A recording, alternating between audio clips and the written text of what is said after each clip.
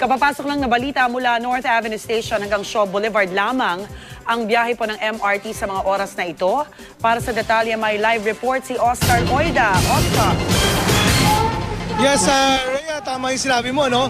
Kakakuha lang natin ng impormasyon na pinagbabawal muna ang makasakay dito sa MRT, yung mga babiyahe hanggang nalalagpas din sa may Shaw Boulevard. So ang biyahe mula dito sa may North Avenue Station ay mula dito sa North Avenue hanggang dyan sa Shaw, vice versa, yung mga Shaw hanggang dyan muna, dito muna sa may North Avenue.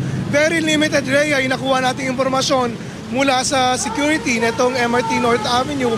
Ang pagkakaalam lang daw nila ay nagkaroon ng defect yung sa may south sector. So yung biyahe mula sa may Shaw, palampas hanggang makaabot ng top ay sinususpindi muna nila. So nililinaw natin ang biyahe sa ngayon, Rhea, ay mula lamang dito sa may MRT North Avenue hanggang makarating dyan sa may Shaw at mula dyan sa Shaw pabalik dito sa MRT North Avenue. Sa mga sandaling ito ay nakikita natin nagbababaan na yung mga pasahero na hindi ma-accommodate ng MRT at nagbabas na lamang sila. Yun ay yung mga lalampas na may Shaw Boulevard. Rhea? Oscar, kamusta ang build-up ng trapiko dyan mismo sa harap ng North Avenue Station? Alam ko kasi talagang pagkaganyang mga sitwasyon, ang mga bus talagang naghihintay na para makakuha ng pasahero.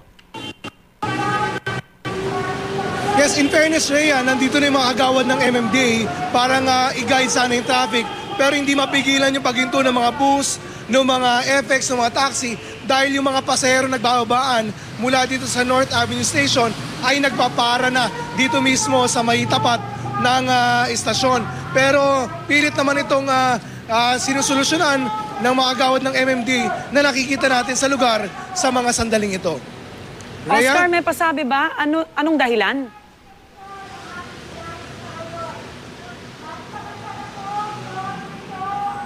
Okay, Rhea, may problema yata sa komunikasyon. Okay. Wala akong narinig sa mga sandali ito. Alright, balikan ka na lang namin. Oscar Oida, nakatutok po dyan sa may North Avenue Station.